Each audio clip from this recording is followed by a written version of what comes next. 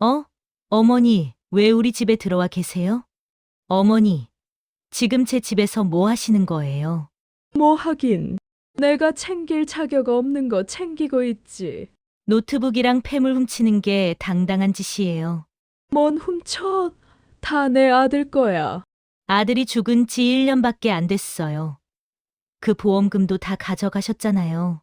그럼 어쩌라고? 내 아들 잡아먹은 년이 행복하게 살 권리라도 있니?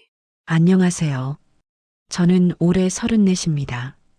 교통사고로 남편을 떠나보낸 뒤 혼자 6살 딸 민채를 키우며 서울 변두리 작은 전셋집에서 살고 있습니다.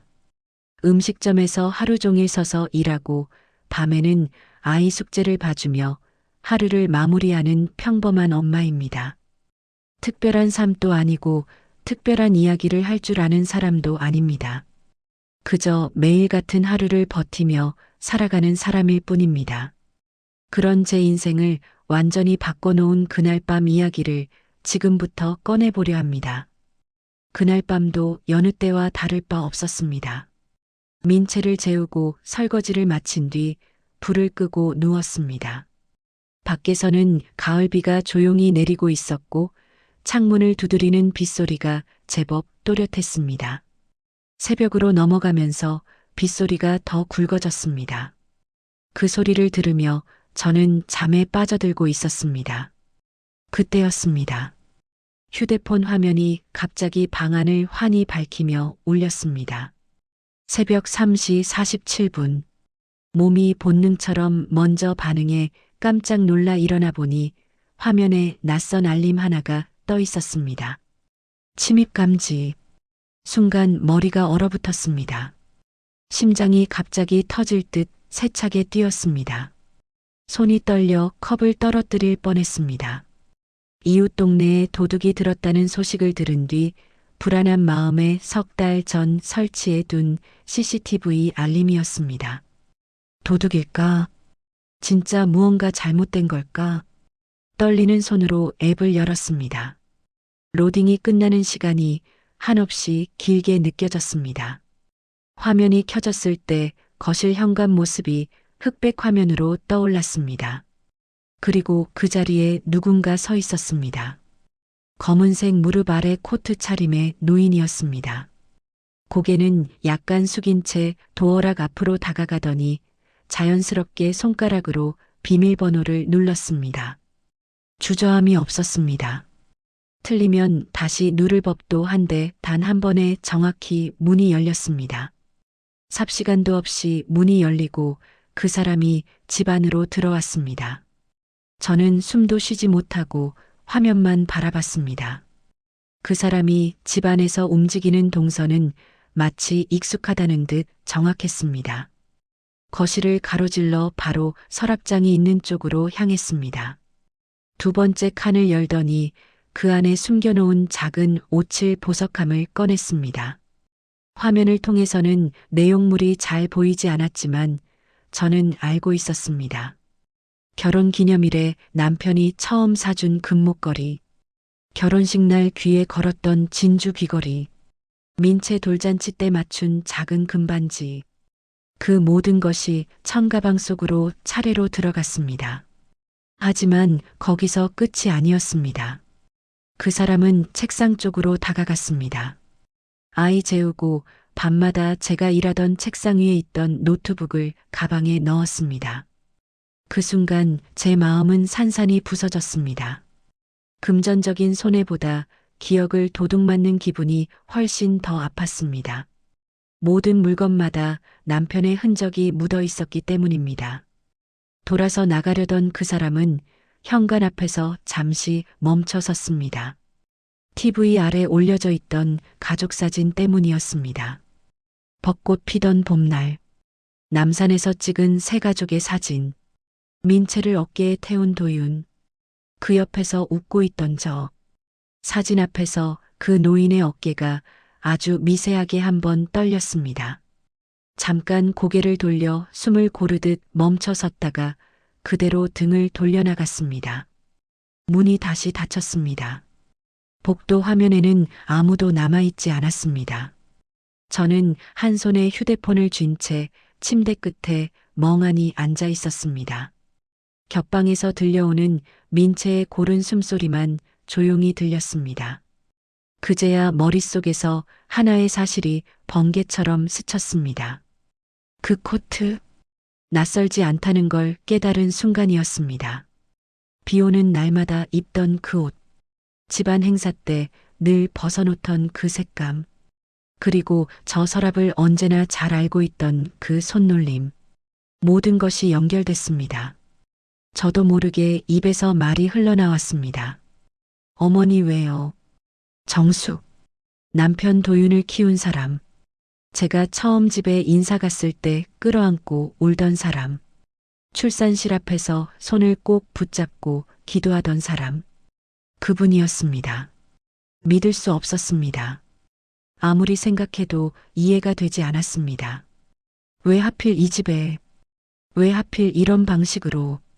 휴대폰 속 연락처를 내려보다 정숙 어머니의 번호에 시선이 멈췄습니다. 통화 버튼 위에서 손끝이 떨렸습니다. 경찰에 신고해야 할까? 아니면 먼저 직접 물어봐야 할까? 그날 밤 빗소리는 더 거세졌고 도시의 불빛은 쉼없이 흔들렸습니다. 저는 결정을 내리지 못한 채 통화 버튼을 누른 상태로 멈춰 있었습니다. 도대체 어머니는 왜 그런 선택을 한 걸까요? 그 이유를 알지 못한 채 제 마음은 점점 깊은 어둠 속으로 끌려 들어가고 있었습니다. 그리고 곧 저는 준비되지 않은 진실과 마주하게 될 줄도 모른 채 전화를 연결하려 숨을 삼키고 있었습니다. 전화벨이 한 번 울렸어요. 2번 울렸죠. 전자음이 울릴 때마다 마치 망치로 모르를 내리치는 것 같았어요. 제 머리통 안에서 울려 퍼지고 있었습니다. 침실이 견딜 수 없을 만큼 좁아지고 있었어요. 얇은 칸막이 너머로 베이비 모니터를 통해 민채의 고른 숨소리가 들려오고 있었습니다. 평온하고 순수했어요. 할머니가 가족에서 범죄자로 변해버렸다는 걸 전혀 모른 채요. 3번째 벨소리가 울리고 나서 전화가 연결됐어요. 그러더니 그분 목소리가 칼날처럼 침묵을 베고 들어왔습니다.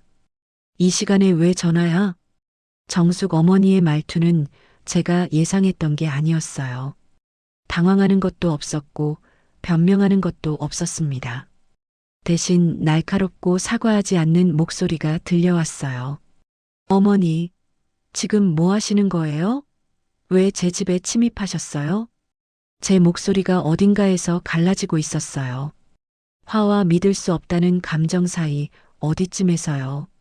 침묵이 이어졌습니다. 무겁고 숨막히는 침묵이요. 빗소리는 계속 제 창문을 두드리고 있었고요. 저 멀리 어딘가에서 사이렌이 울부짖고 있었어요. 그렇게 떳떳하면 문이나 제대로 잠가뒀어야지. 어머니 목소리가 제가 한 번도 들어본 적 없는 걸로 변해 있었어요. 차갑고 계산적이었죠. 내가 가진 건 다 내 아들 거였어. 그건 그 집안의 권리라고. 그 말들이 육체적인 타격처럼 저를 때리고 있었어요. 제 세상이 축을 중심으로 기울어지고 있었습니다. 도윤이 죽었을 때 보험금 다 가져가시지 않으셨어요. 이제 제 보석까지 훔치시는 거예요?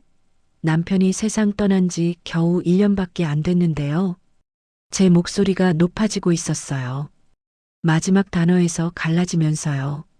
그 다음에 들린 말이 제 심장을 멈추게 했어요. 감히 나한테 대들어? 내 아들 죽게 만든 게 누군데? 그냥 그 애나 잘 키우면서 살기나 해. 그 비난이 총알처럼 박혔어요. 저를 뚫고 지나가며 절대 온전히 아물지 않을 상처를 남기고 있었습니다. 어머니는 저를 탓하고 계셨어요. 사고를요. 도윤이의 죽음을요. 전화가 날카로운 딸깍 소리와 함께 끊겼어요. 저는 어둠 속에 앉아 있었어요. 휴대폰을 아직도 얼굴에 대고 있었죠. 빗소리가 더 세졌습니다. 민채의 숨소리는 계속되고 있었어요. 모니터를 통해 고르고 순수하게요. 경찰에 신고해야 했어요. 증거는 명백했습니다. 하지만 제 손가락이 그 세 자리 번호를 누르게 할 수가 없었어요. 모든 것에도 불구하고요. 그분은 여전히 민채의 할머니니까요. 그날 밤 나머지 시간 동안 잠은 오지 않았어요. 침대에 누워 천장을 가로질러 춤추는 그림자들을 보고 있었습니다. 동이 트고 있었어요. 회색빛의 쓸쓸한 아침이었습니다. 저는 아침 일을 기계적으로 하고 있었어요. 민채를 깨우고 양치질을 도와주고 아침을 만들고요. 민채는 유니콘 꿈 얘기를 제잘거리고 있었는데요. 제 머릿속은 그 전화 통화를 끝없이 반복하고 있었습니다. 내 아들 죽게 만든 게 누군데? 그 말이 기생충처럼 제 뇌 속에 파고들어 있었어요. 도윤이는 늦은 회의에서 집으로 오는 중이었어요. 제가 전화를 했었죠. 오는 길에 우유 좀 사달라고요. 그 전화가 도윤이를 산만하게 만들었을까요? 엄마 안 먹어? 민채가 말했어요. 억지로 미소를 지으며 토스트를 한 입 베어 물었어요. 톱밥 맛이 났습니다. 그날 회사에서 저는 경비 보고서에서 중요한 실수를 3개나 했어요. 제 상사인 최 과장님이 저를 사무실로 불렀습니다. 하은 씨, 힘든 시기를 겪고 계신 거 알아요. 하지만 이런 실수들이 패턴이 되고 있어요. 사과했어요. 더 잘하겠다고 약속했고요.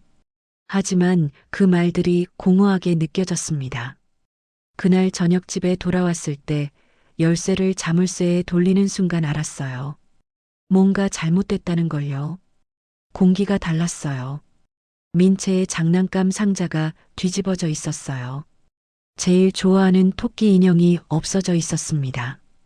도윤이가 죽기 2달 전 축제에서 따준 그 인형이요. 미친 듯이 아파트를 뒤졌어요. 하지만 어디에도 없었습니다. 엄마, 토끼 어디 갔어? 민채의 목소리가 작았어요. 울음 직전에 떨리고 있었죠. 답을 할 수가 없었어요. 다음 날 제가 민채를 위해 모아두고 있던 통장도 사라졌다는 걸 발견했어요. 매달 조금씩 넣고 있던 거였는데요. 3번째 사건 때쯤엔 장 보고 돌아왔더니 아파트 문이 살짝 열려 있었고 민채 물건이 또 없어져 있었어요. 그때 제 안에서 뭔가가 깨지기 시작했습니다. 먹을 수가 없었어요. 잠을 잘 수가 없었고요. 모든 소리에 깜짝 놀랐습니다. 회사에서 제 실적은 더 나빠지고 있었어요. 밤새 CCTV 화면을 보느라 잠을 못 자서 지각했습니다. 일찍 퇴근했어요. 집으로 달려가려고요. 최 과장님이 다시 저를 불렀어요. 이번엔 표정이 더 딱딱했습니다. 하은 씨, 이 회사에서의 미래에 대해 얘기해야 할 것 같아요. 대화는 짧고 충격적이었어요. 해고되는 대신 사직할 기회를 주셨습니다. 받아들였어요. 그날 저녁 민채를 재운 후 작은 거실에 앉아 있었어요. 아파트가 이제 달라 보였습니다. 더 이상 집이 아니었어요. 사흘 동안 문 비밀번호를 3번 바꿨어요. 추가 자물쇠도 설치했고요. 하지만 떨쳐낼 수가 없었어요. 아무리 철문을 달아도 어머니를 막을 수 없을 거라는 느낌을요. 어머니는 단지 물건을 훔치는 게 아니었어요. 제 안정감을 훔치고 있었습니다. 제가 제대로 기능할 수 있는 능력을요. 자정쯤 잠을 잘 수가 없어서 민채 방으로 갔어요. 문간에 서서 아이가 자는 걸 보고 있었습니다. 토끼가 있던 베개를 감싸 안고 있었어요. 민채는 이해하지 못했어요. 할머니가 왜 안 오시는지를요. 장난감이 왜 계속 사라지는지를요. 다음 날 저녁 저는 즉석 라면을 데우고 있었어요. 민채가 제 소매를 잡아당겼습니다. 엄마, 목소리가 작고 불확실했어요.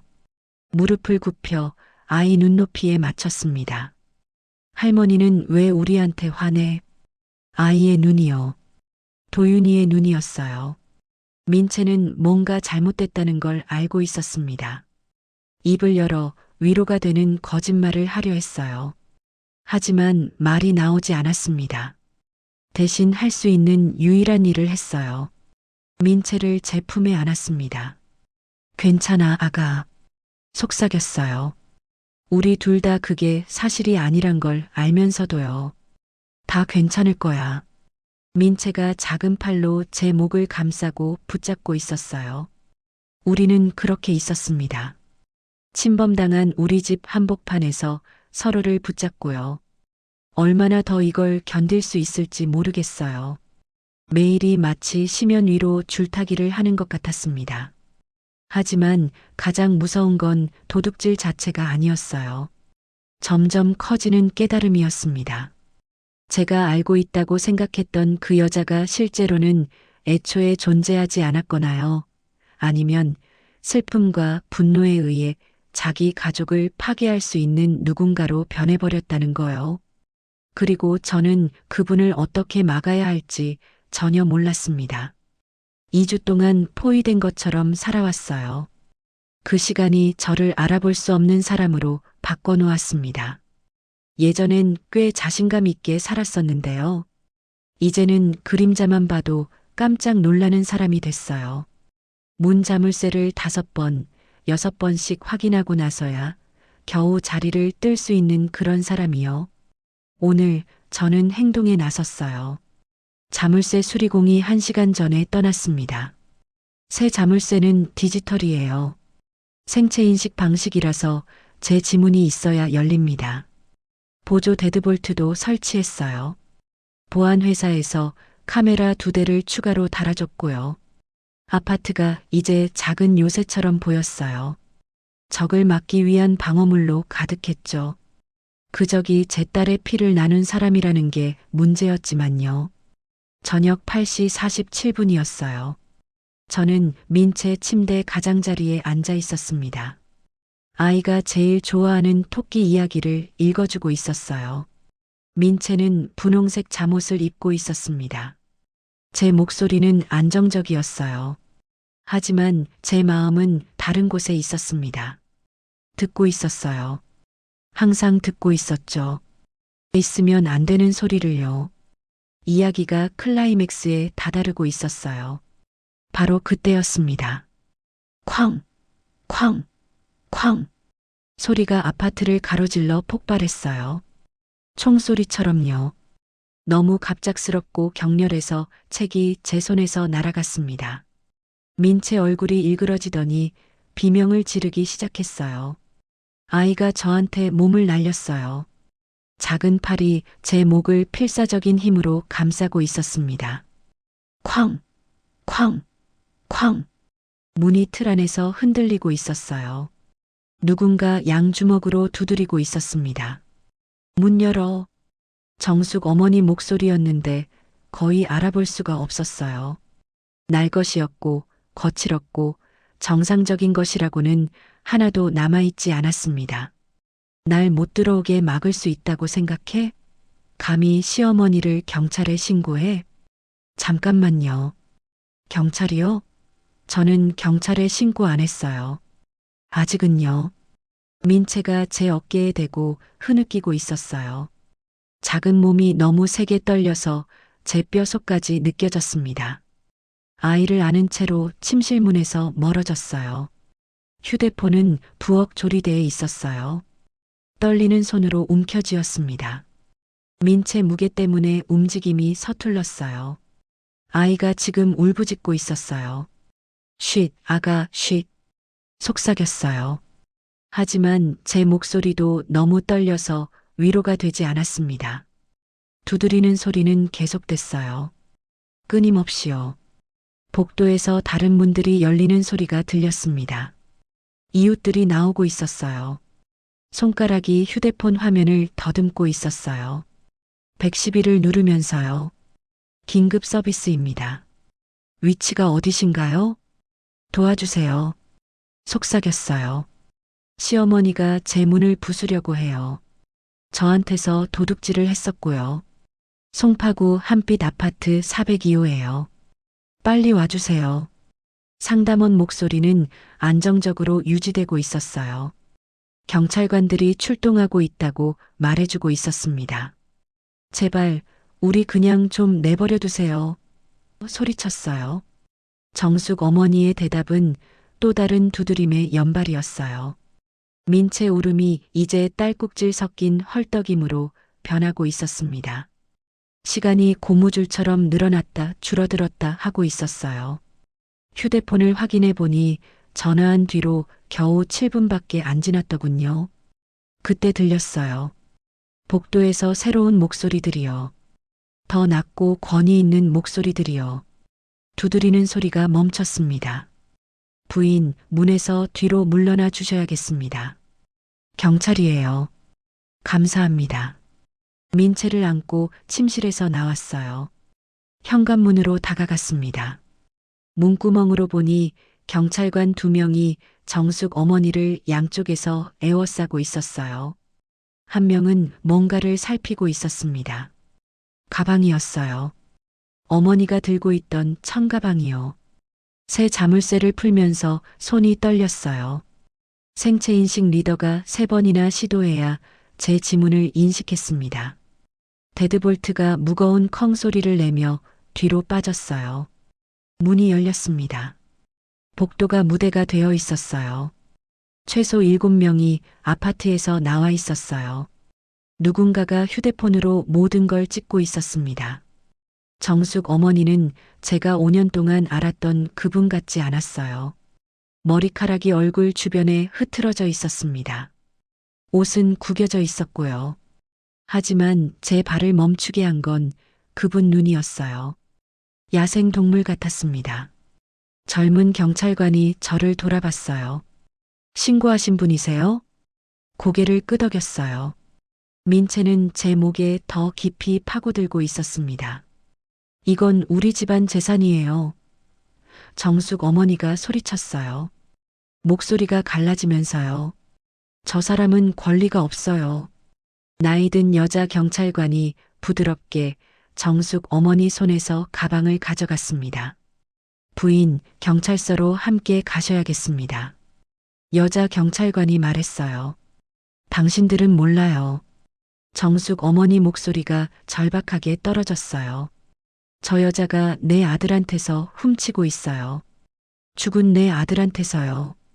남자 경찰관이 저를 봤어요. 고소하시겠습니까? 할까요? 이분은 민채 할머니예요. 도윤이 엄마예요. 하지만 그때 생각했어요. 잠 못 이루던 밤들을요. 도난당한 물건들을요. 제품에서 떨고 있는 민채를요. 잃어버린 직장을요. 네. 제 목소리가 들렸어요. 네, 고소하겠습니다. 정숙 어머니 얼굴에서 뭔가가 무너지고 있었어요. 잠깐이었지만요. 분노와 절박함 아래에서 다른 뭔가가 보였습니다.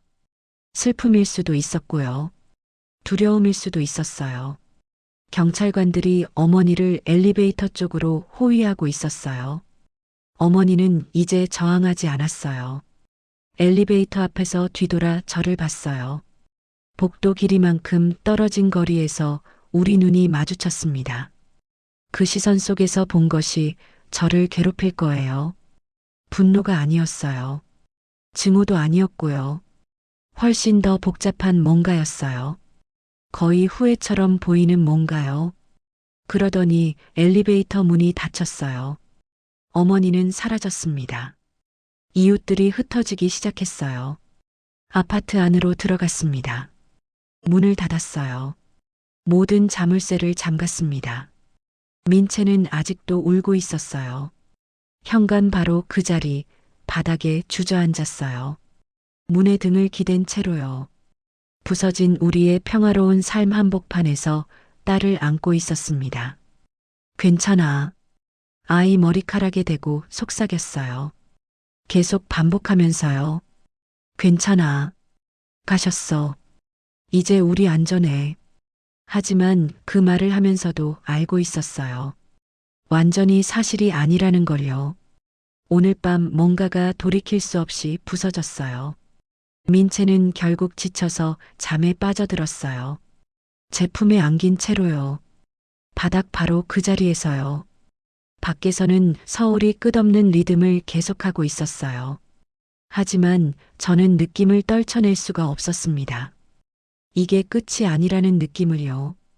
오늘 밤은 끝이 아니라 오히려 제가 존재하는 줄도 몰랐던 문이 열린 거라는 느낌을요. 진실이 경찰서에서 저를 기다리고 있었어요. 제가 한 번도 본 적 없는 너덜너덜한 노트 안에 담겨서요. 그리고 그 진실이 모든 걸 바꿀 거였습니다. 사흘이 지나가고 있었어요. 안개 속을 헤매는 것 같았습니다. 처리해야 할 일들과 잠 못 이루는 밤들 속에서요. 민채가 그 일 이후로 말을 별로 안 하고 있었어요. 평소 그렇게 제잘거리던 아이가요. 대신 조심스러운 침묵이 자리를 차지했습니다. 어린이집에도 보내지 않았어요. 다른 부모들의 질문을 마주할 수가 없었거든요. 아파트 느낌이 달라져 있었어요. 새 자물쇠와 카메라를 달았는데도 더 안전하게 느껴지진 않았습니다. 오히려 범죄 현장 같았어요. 휴대폰이 울렸어요. 화면에 김 형사님 이름이 떴습니다. 첫 번째 본능은 그냥 음성 메시지로 넘기는 거였어요. 하지만 네 번째 벨소리에 받았습니다. 김하은 씨, 오늘 오후에 서로 나오실 수 있으세요? 도난당한 물건 대부분을 찾았습니다. 405 박 부인한테 민채를 봐달라고 부탁했어요. 자존심을 삼키고요. 우리 가족의 붕괴를 촬영했던 사람한테요. 경찰서는 송파구에 있는 낮고 납작한 콘크리트 건물이었어요. 로비에서는 공업용 세제 냄새와 식은 커피 냄새가 나고 있었습니다. 김 형사님이 안내 데스크에서 저를 만났어요. 전화상 목소리로 짐작했던 것보다 젊었습니다. 아마 30대 중반쯤이요.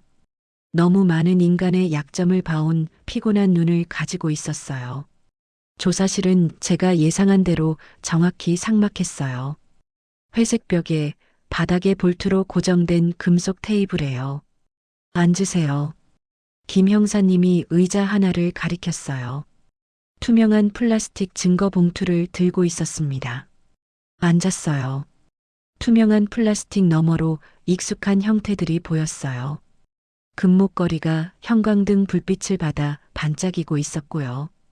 진주 귀걸이가 있었습니다. 민채의 작은 반지도요. 정숙 씨 집에서 도난당한 물건 대부분을 찾았습니다. 김 형사님이 말했어요. 노트북은 이미 팔렸는데요. 구매자를 추적하고 있습니다. 봉투를 바라보고 있었어요. 그런데 아무 느낌이 없었습니다. 그냥 물건들이었어요. 그런데 보셔야 할 게 있습니다. 김 형사님이 말을 이었어요. 말투가 뭔가 더 조심스러운 것으로 바뀌고 있었죠. 서랍에 손을 뻗어 노트를 꺼냈어요. 진짜 대학 노트였습니다. 발엔 파란색 표지예요. 가장자리가 많이 만져져서 부드럽게 달아 있었고요. 페이지들이 부풀어 오르고 휘어져 있었어요. 이게 정숙 씨 가방에 들어 있었습니다. 김 형사님이 조용히 말했어요. 하은 씨 물건들과 함께요. 천천히 손을 뻗었어요. 표지가 약간 끈적했습니다. 마치 긴장하고 땀나는 손으로 몇 시간씩 잡고 있었던 것처럼요. 첫 페이지가 제 숨을 완전히 멈추게 했어요. 필체는 정숙 어머니 거였습니다. 생일 카드에서 알아봤어요. 하지만 이 필체는 달랐어요. 빽빽하고 급했습니다.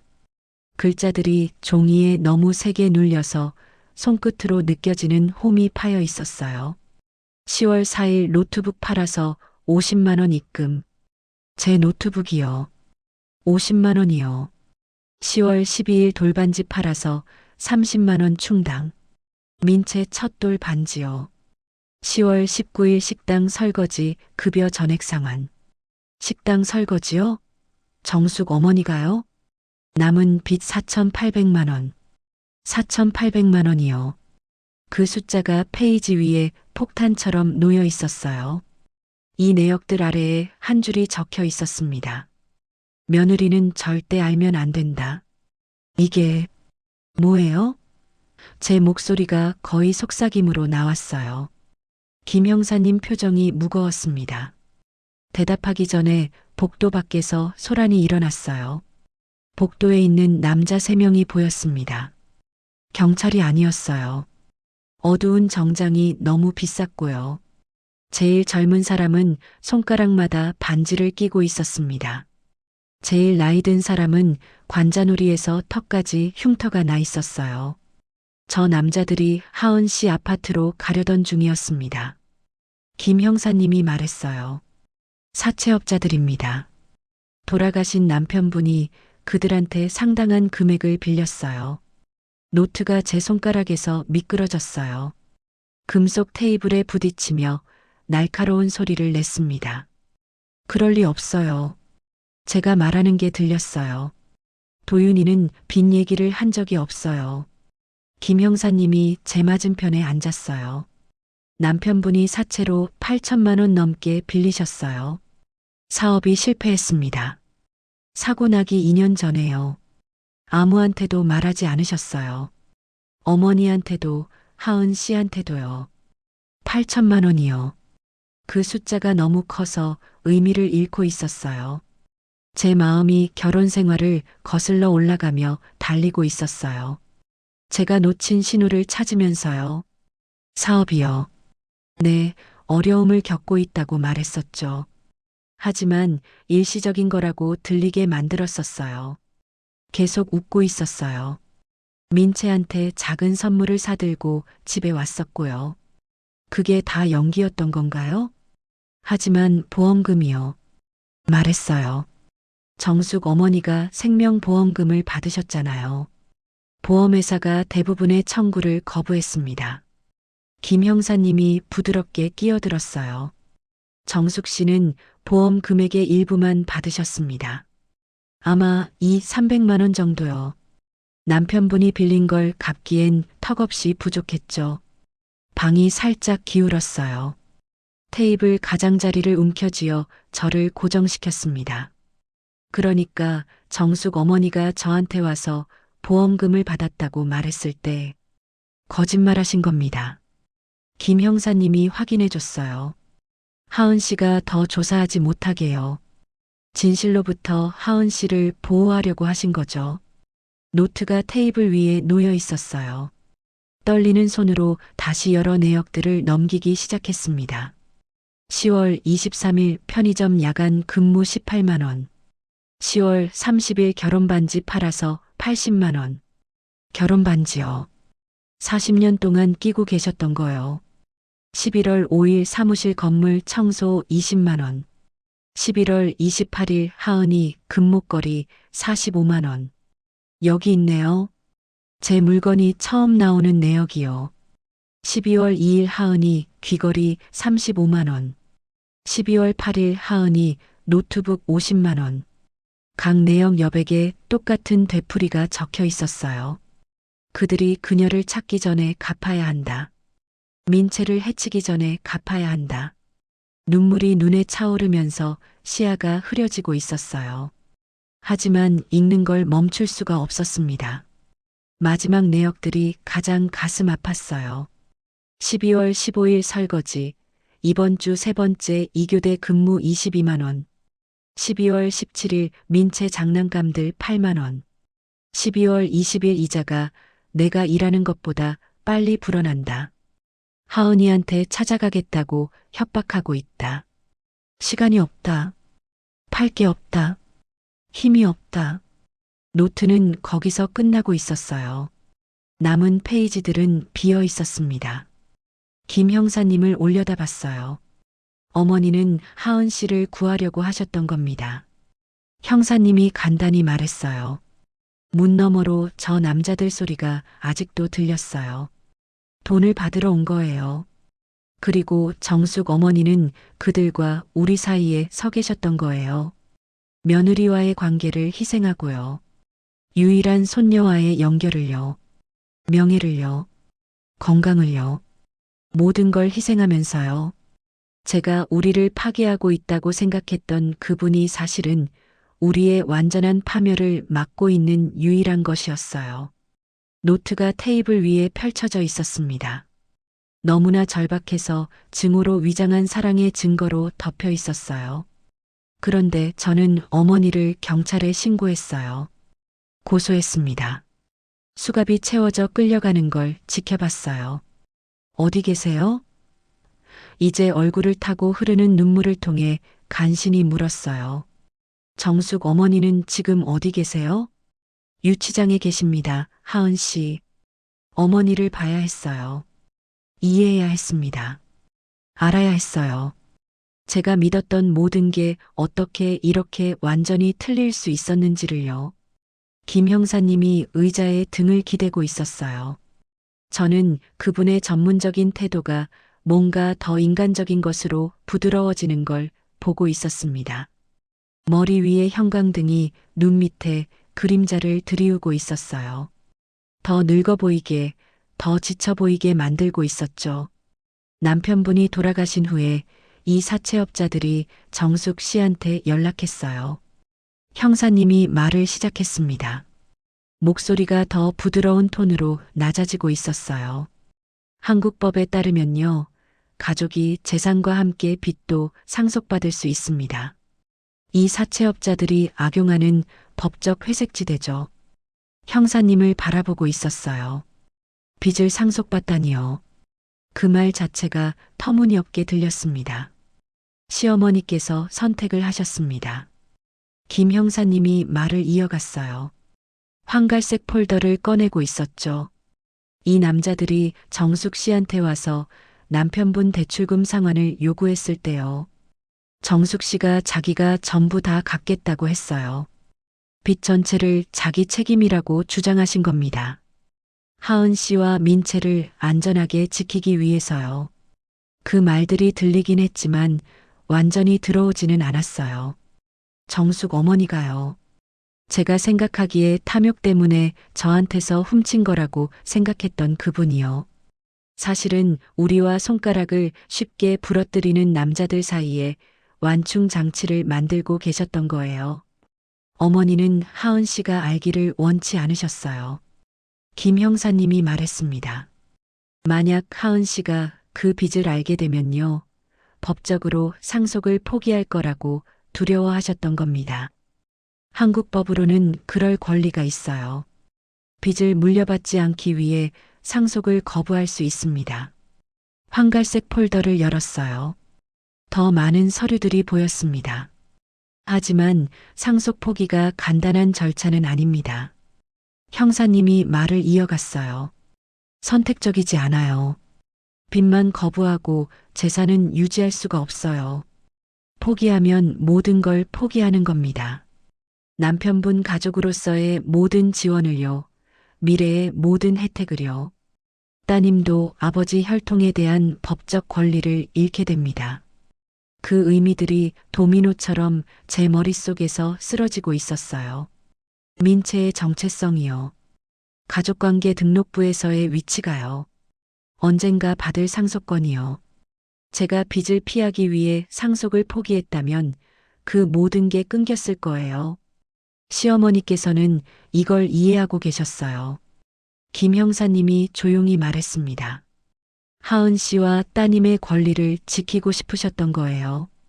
테이블 위로 더 많은 서류를 펼쳤어요. 급여 명세서들이었습니다. 첫 번째는 강남에 있는 미드나잇 키친이라는 식당 거였어요. 급여 명세서를 보니 정숙 어머니가 밤 11시부터 아침 7시까지 주 6일을 일하고 있었어요. 한 달에 120만 원을요. 최저임금이었고요. 혜택도 없었습니다. 하지만 급여 명세서가 더 있었어요. 청소회사요. 샤인 브라이트 서비스라는 곳이었는데요. 아침 6시부터 10시까지 일하셨더군요. 또 한 달에 80만 원이었습니다. 계산을 해봤어요. 참혹했습니다. 정숙 어머니가요. 63세 나이에요. 하루에 거의 16시간씩 일하고 계셨던 거예요. 한 달에 겨우 200만 원을 벌고 계셨어요. 그러면서 8천만 원 빚을 갚으려고 하고 계셨던 겁니다. 정숙 씨는 63세십니다. 김 형사님이 말했어요. 손과 무릎에 관절염이 있으세요. 고혈압도 있고요. 의사가 육체 활동을 늘리는 게 아니라 줄여야 한다고 했답니다. 병원 진료 기록을 꺼냈어요. 맨 위에 정숙 어머니 이름이 보였습니다. 진단명들이 고통의 목록처럼 적혀 있었어요. 골관절염, 고혈압, 만성피로, 영양실조요. 담당 의사의 메모가 참담했습니다. 극심한 과로, 과도한 육체노동 중단을 강력히 권고함. 환자 거부하고 자해 퇴원함. 자해 퇴원이요. 의사 권고를 무시하고 나간 거예요. 지난 1년 동안 2개, 때로는 3개의 일을 하고 계셨어요. 김 형사님이 말을 이어갔습니다. 이제 목소리에 분노의 기운이 섞여 있었어요. 하지만 이 사체의 이자율이 무자비합니다. 한 달에 20%예요. 복리로요. 급여만으로는 따라잡을 수가 없었어요. 빚이 갚는 것보다 빨리 불어나고 있었던 겁니다. 대출 상환 기록을 보여줬어요. 끔찍한 산수가 보였습니다. 50만 원, 80만 원, 120만 원을 갚았는데요. 매달 원금은 거의 줄지 않고 있었어요. 이자가 대부분의 상환금을 먹어치웠으니까요. 그래서 어머니가 하은 씨 물건을 가져다 팔기 시작하신 겁니다. 가져다 팔았다고요. 훔쳤다거나 절도가 아니라요. 그리고 어쩌면 정말 그랬을지도 몰라요. 사채업자들이 며느리 집 문 앞에 나타나는 걸 막으려고 할 때요. 손녀를 위협하는 걸 막으려고 할 때요. 제 금목걸이를 떠올렸어요. 45만 원에 팔렸던 거요. 정숙 어머니의 결혼 반지요. 40년 동안 끼고 계셨던 거요. 80만 원에 팔렸어요. 민채의 작은 금반지요. 진주 귀걸이요. 모두 돈으로 바뀌었습니다. 눈물이 떨어지기 시작했어요. 뜨겁고 멈출 수가 없었습니다. 테이블에 펼쳐진 서류 위로 뚝뚝 떨어지고 있었어요. 어머니는 일부러 악역을 연기하신 겁니다. 김 형사님이 말했어요. 하은 씨가 자기를 미워하기를 원하셨어요. 멀리 밀어내기를요. 그러면 하은 씨가 진실을 절대 발견하지 못할 테니까요. 하은 씨의 미래를 구하기 위해 관계를 파괴할 각오가 되어 있으셨던 겁니다. 이 희생의 잔인함이 거의 견딜 수 없을 지경이었어요. 정숙 어머니가 그냥 진실을 말씀하셨다면 더 쉬웠을 거예요. 우리가 함께 마주할 수 있었을 텐데요. 하지만 어머니는 더 힘든 길을 선택하셨어요. 제 이야기 속 괴물이 되는 길을요. 그 모든 밤들이 떠올랐어요. 침대에 누워 어머니 이름을 저주하던 밤들이요. 그렇게 많은 증오를 품고 있었어요. 그동안 정숙 어머니는 관절염 걸린 손이 피날 때까지 설거지를 하고 계셨어요. 새벽에 사무실 건물 화장실을 닦고 계셨고요. 자기가 가진 모든 걸 팔고 계셨습니다. 그 다음엔 제가 가진 모든 걸요. 그 다음엔 민채 장난감들을요. 모든 걸 희생하고 계셨던 거네요. 속삭였어요. 명예도요. 민채와의 관계도요. 건강도요. 목숨도요. 김 형사님이 단도직입적으로 마무리했어요. 하은 씨, 만약 정숙 씨가 이 길을 계속 가셨다면요. 1년도 못 버티셨을 겁니다. 몸이 이미 무너지고 있었어요. 연행한 후에 병원에 데려가야 했습니다. 심각한 탈수예요. 탈진해요. 위험할 정도로 높은 혈압이요. 의사 말로는 완전한 붕괴까지 몇 주밖에 안 남았다고 하더군요. 이미지가 제 머릿속에 떠올랐어요. 새벽 3시에 강남 어느 식당에서 설거지하다 쓰러지는 정숙 어머니요. 심장이 마침내 포기하는 거예요. 낯선 사람들 사이에서 혼자 돌아가시는 거죠. 그럼 저는 어머니를 여전히 미워하면서 장례식에 참석했겠죠. 여전히 도둑이라고 믿으면서요. 어머니가 저를 구하려다 돌아가셨다는 걸 절대 모른 채로요. 제 흐느낌이 조사실에 울려 퍼지고 있었어요. 그렇게 많이 바랐었어요. 어머니가 그냥 사라지기를요. 경찰에 신고하는 걸 상상했던 그 모든 순간들이요. 그런데 이제 제 바람이 이뤄진 거예요. 어머니는 여기 계세요. 이 건물 어딘가에요. 아마 아직도 자기 선택을 후회하지 않으시겠죠. 어머니를 뵐 수 있을까요? 말이 목구멍에서 긁혀나왔어요. 거칠고 절박하게요. 제발이요. 어머니를 봐야 해요. 김 형사님이 한참 동안 제 얼굴을 살폈어요. 그러더니 천천히 고개를 끄덕이고 일어섰습니다. 유치장에 계십니다. 형사님이 말했어요. 보통은 수사 중에 면회를 허락하지 않는데요. 상황을 고려해서 말을 흐리더니 더 조용히 덧붙였어요. 하은 씨에 대해 계속 물으셨어요. 민채에 대해서도요. 하은 씨가 안전한지 그 남자들이 찾아갔는지 알고 싶어 하셨습니다. 지금도요. 여기서도요. 어머니의 생각은 자기 상황이 아니라 우리 안전에 가 있었어요. 김 형사님이 복도를 통해 저를 안내하고 있었어요. 작은 창문이 달린 무거운 금속문에 도착할 때까지요. 카드키로 문을 열고 들어가라고 손짓했습니다. 10분 드리겠습니다. 문이 뒤에서 닫혔어요. 무덤을 봉인하는 것 같은 소리였습니다. 그리고 거기에요. 좁은 벤치에 앉아 계셨어요. 정숙 어머니가요. 기억보다 작아 보이셨어요. 머리카락이 축 늘어져 있었습니다. 무릎에 놓인 손은 붕대로 감겨 있었어요. 상처가 밴 곳에 어두운 얼룩이 배어 있었죠. 얼굴은 창백하고 수척했습니다. 하지만 저를 무너뜨린 건 어머니 눈이었어요. 너무나 강렬한 안도감으로 가득 차 있었습니다. 어머니가 저를 보셨어요. 그리고 입에서 나온 첫 마디가요. 안전하니? 그 사람들이 내 아파트에 왔니? 너나 민채한테 해를 끼쳤어? 지금도요. 여기서도요. 어머니의 첫 번째 생각은 여전히 우리였어요. 우리 사이에 짧은 거리를 건넜어요. 어머니 앞에 무릎을 꿇었습니다. 그리고 그 붕대 감긴 손들을 잡고 있었어요. 어머니, 제가 말했어요. 어머니, 왜 말씀 안 하셨어요? 하지만 이미 답을 알고 있었어요. 김 형사님의 서류에 적혀 있었죠. 어머니의 너덜너덜한 노트예요. 어머니 손에 붕대예요. 어머니는 우리가 안전할 수 있다면 우리 이야기 속 악당이 되실 각오가 되어 있으셨어요. 진실로부터 우리를 보호하기 위해 모든 걸 희생하실 각오가요. 우리의 사랑마저도요. 그리고 이제 마침내 저는 이해했어요. 사랑이 더 이상 갈 곳이 없을 때 어떤 모습인지를요. 유치장은 제가 상상했던 것보다 작았어요. 답답했습니다. 벽은 특유의 관공서 녹색으로 칠해져 있었어요. 천장에서 전구 하나가 매달려 있었습니다. 빛이 거칠고 가차 없었어요.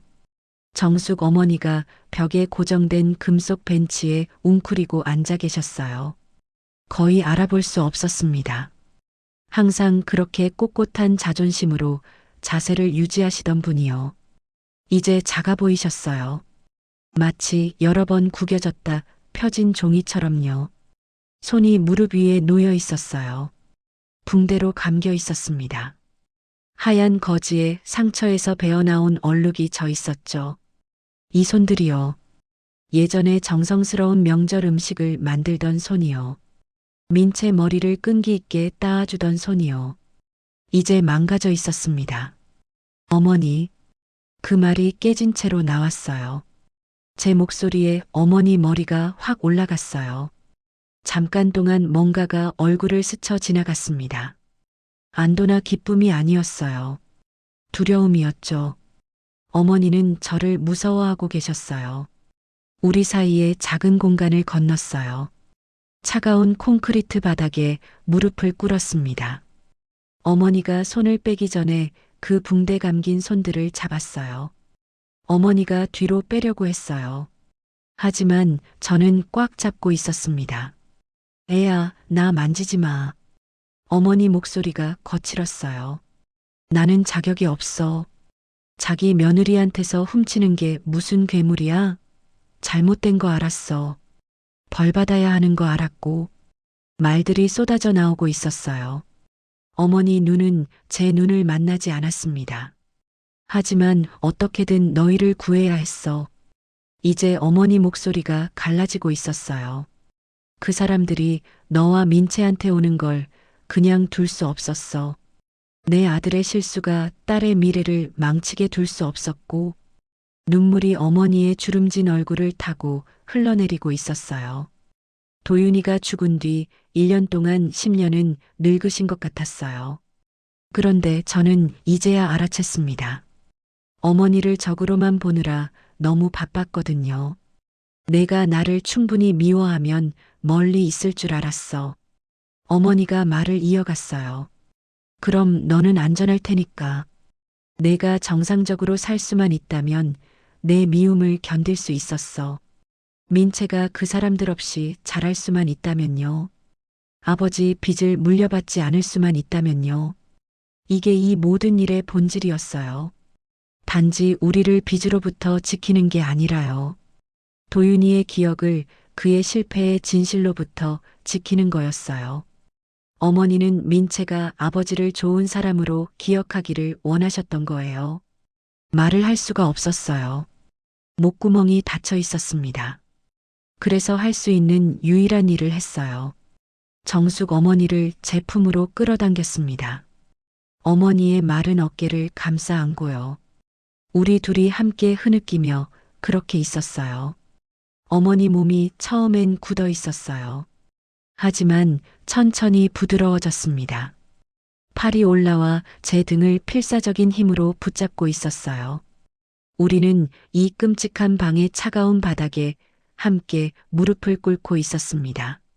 몇 주 동안 적이었던 두 여자가 마침내 이해하고 있었어요. 우리가 처음부터 같은 편이었다는 걸요. 말씀하셨어야죠. 흐느낌 사이로 간신히 말했어요. 함께 이겨낼 수 있었을 텐데요. 어머니가 제 어깨에 대고 머리를 젓는 게 느껴졌습니다. 그럴 순 없었어. 너는 젊어. 앞날이 창창해. 나는 늙었고. 이 짐은 내가 져야 할 거였어. 그 논리는 아름다우면서도 끔찍했어요. 어머니 마음속에서만 말이 됐던 희생의 계산이요. 한참을 그렇게 있었어요. 시간이 의미를 잃고 있었습니다. 김 형사님이 마침내 문을 열고 시간이 다 됐다고 말했을 때요. 저는 놓을 준비가 안 되어 있었어요. 하지만 정숙 어머니가 부드럽게 몸을 풀었습니다. 민채 잘 돌봐. 어머니가 말했어요. 어머니가 직접 민채한테 말씀하실 거예요.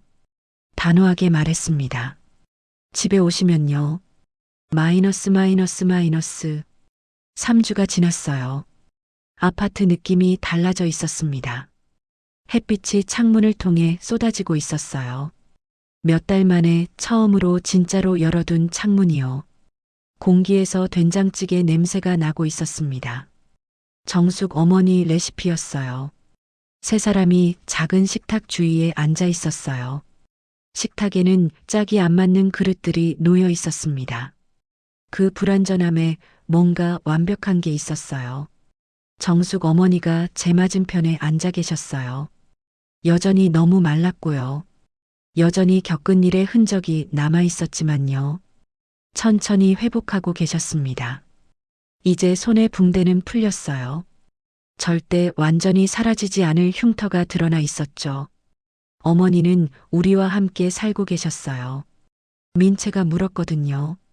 할머니, 우리랑 같이 있을 수 있어? 민채가 우리 사이에 앉아 있었어요. 작은 몸이 다리 역할을 하고 있었습니다. 서로를 거의 파괴할 뻔했던 두 세대를 연결하는요. 할머니, 이제 우리한테 안 화났어? 민채가 물었어요. 목소리가 부드럽고 불확실했습니다. 정숙 어머니 눈에 즉시 눈물이 가득 찼어요. 하지만 이번엔 고개를 돌리지 않으셨습니다. 대신 흉터난 손 하나를 테이블 너머로 뻗어 민채의 작은 손가락을 부드럽게 만지셨어요. 아니야, 아가. 어머니 목소리가 떨렸지만 유지됐습니다. 할머니는 너한테 화난 적 없어. 할머니는 그냥 사랑을 어떻게 다른 방식으로 보여줄지 몰랐던 거야. 이 솔직한 고백이 제 가슴속 뭔가를 풀어놓았어요. 사실이니까요. 다른 사람들이 알아볼 수 있는 방식으로 사랑을 표현할 줄 모를 때요. 때로는 그 반대처럼 보이는 방식으로 표현하게 되는 거예요. 보호하기 위해 밀어내고요. 제공하기 위해 훔치고요. 소중히 여기는 사람들을 지키기 위해 괴물이 되는 거죠. 민채는 어린아이 특유의 회복력으로 이 설명을 받아들이는 것 같았어요. 진지하게 고개를 끄덕이더니 밥그릇으로 시선을 돌렸습니다. 하지만 정숙 어머니와 저는 테이블 너머로 시선을 교환했어요. 얼마나 많은 게 부서졌는지를 고치는데 얼마나 오래 걸릴지를 인정하는 시선이요. 하지만 동시에 시도할 기회가 있다는 것에 감사하다는 시선이요. 아파트는 여전히 작았어요. 우리는 여전히 빚에 허덕이고 있었습니다. 변호사를 고용했고요. 사채업자들과 협상하고 있었어요. 동네 사람들이 힘을 모아주고 있었고요. 해결된 건 아니에요. 하지만 우리는 함께 있어요. 솔직해요. 노력하고 있고요. 나중에요. 민채가 잠자리에 든 후에요. 정숙 어머니가 설거지를 하고 계셨습니다. 저는 창가에 서서 서울의 반짝이는 야경을 내다보고 있었어요. 도시가 제 앞에 펼쳐져 있었어요. 수백만 개의 불 켜진 창문이요. 각자의 비밀과 희생을 가진 수백만 가족들이요. 궁금했어요. 그중 얼마나 많은 사람들이 지금 서로를 오해하고 있을까? 지난 1년을 생각했어요. 넘을 수 없을 것 같던 슬픔이요. 용서할 수 없을 것 같던 배신이요. 우리가 얼마나 영구적인 단절에 가까웠는지를요.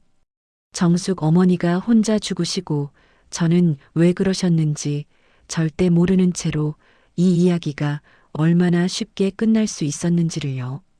우리는 자주 얘기하죠. 나쁜 부모에 대해서요. 해로운 가족에 대해서요. 우리를 다치게 하는 관계에 대해서요. 하지만 때로는요. 사랑이 가장 끔찍한 형태로 위장하기도 해요. 때로는 우리를 다치게 하는 사람들이 자기들이 아는 유일한 방법으로 우리를 보호하고 있는 거예요. 제 시어머니는 도둑이 되셨어요. 제 눈에 악당이 되셨죠. 모두 저를 구하기 위해서였어요. 모든 걸 희생하셨어요. 제 사랑까지도요. 모든 해를 받아들이자는 게 아니에요. 어떤 잔인함은 그냥 잔인함이에요. 어떤 가족은 정말로 해롭고요. 하지만 판단하기 전에요. 비난하기 전에요. 어쩌면 우리는 질문을 해야 할지도 몰라요. 어쩌면 표면 너머를 조사해야 할지도요. 인간의 마음이 우리의 단순한 범주보다 훨씬 더 복잡하다는 걸 고려해야 할지도요. 정숙 어머니는 진실을 말할 수도 있었어요. 하지만 어머니는 이성을 넘어선 곳에서 작동하고 계셨어요. 모성애가 있는 곳에서요. 젊은이를 보호하는 게 진실을 포함한 다른 모든 것보다 중요한 곳에서요. 어머니는 잘못된 선택을 하셨어요. 절대적으로요. 하지만 그 선택을 하신 건 사랑 때문이었어요. 소중히 여기는 것을 구하기 위해 자기 자신을 파괴하려는 그런 강렬한 사랑이요. 제 뒤에서 정숙 어머니가 설거지를 끝내시고 작은 방으로 가시는 소리가 들렸어요. 문간에서 멈추셨어요. 하은아. 어머니가 말했어요. 고마워. 또 한 번의 기회를 줘서. 창문에서 돌아서서 어머니를 마주봤어요. 아니에요, 어머니. 제가 감사해요. 제가 짊어질 수 없다고 생각하신 짐을 짊어지셔서요. 가장 중요한 것에 대해서는 오르셨어요. 민채를 안전하게 지키는 거요. 어머니가 고개를 끄덕이셨어요. 어머니 눈에서 이해하신다는 걸 봤습니다. 우리 둘 다 배우고 있다는 걸요. 둘 다 새로운 길을 찾으려고 애쓰고 있다는 걸요. 어머니가 문을 닫으시고 아파트가 밤의 고요 속으로 가라앉았어요. 다시 서울의 불빛으로 시선을 돌렸습니다. 저 밖 어딘가에서요. 누군가 지금 오해받고 있어요. 누군가 잔인함으로 해석될 희생을 하고 있고요. 누군가 사랑하는 사람을 보호하기 위해 악당 역할을 하고 있어요. 오늘이요. 잔인해 보이는 누군가를 판단하기 전에 스스로에게 물어보세요. 그들이 당신이 볼 수 없는 짐을 지고 있는 건 아닐까요? 그들의 거친 태도가 더 나쁜 뭔가로부터 당신을 보호하는 방식은 아닐까요? 때로는 한 번의 대화가요. 한순간의 이해가요. 당신 이야기 속 악당이 사실은 위장한 수호천사였다는 걸 밝혀낼 수 있어요. 정숙 어머니의 이야기가 이걸 가르쳐 줬어요. 이 교훈을 빛처럼 지니고 있어요. 작지만 꾸준한 빛이요. 사랑이 항상 사랑처럼 보이는 건 아니에요. 때로는 도둑질처럼 보여요. 때로는 잔인함처럼 보이고요. 때로는 정확히 증오처럼 보여요. 하지만 그 밑에는요. 충분히 깊이 파고들려는 의지가 있다면요. 그 밑에는 사랑이 항상 그래왔던 그 모습으로 있어요. 강렬하게요. 보호하면서요. 가장 소중한 사람들을 위해 모든 걸 희생하려는 의지를 가지고요. 민채는 이제 이걸 알면서 잘할 거예요. 할머니 손에 있는 흉터가 아버지 빚을 갚기 위해 설거지하면서 생긴 거라는 걸 알면서요. 사랑이 때로는 괴물의 가면을 쓴다는 걸 알면서요. 이게 정숙 어머니가 우리한테 주신 유산이에요. 돈도 아니고 재산도 아니에요. 더 가치 있는 뭔가예요. 가족이 복잡하다는 이해요. 사랑이 복잡하다는 이해요. 그리고 때로는 비난하는 대신 이해하기로 선택하는 게 가장 큰 용기라는 이해요. 도시가 제 앞에서 반짝이고 있어요. 비밀과 희생과 이야기들로 가득해요. 저는 제 남은 인생을 그런 사람이 되려고 노력할 것 같아요. 순진하지도 어리석지도 않지만요. 겉모습이 속인다는 걸 고려할 의지가 있는 사람이요. 잔인함이 때로는 사랑을 섬긴다는 걸요. 우리를 다치게 하는 사람들이 더 큰 상처를 맡고 있을 수도 있다는 걸요. 정숙 어머니가 이걸 가르쳐 주셨어요. 그리고 가르쳐 주심으로써 가장 소중한 선물을 주셨어요. 표면 너머를 볼 수 있는 능력이요. 그 아래 진실을 볼 수 있는 능력이요. 가장 뒤틀리고 절박한 형태 속에서도 사랑이 살아있는 그곳을요.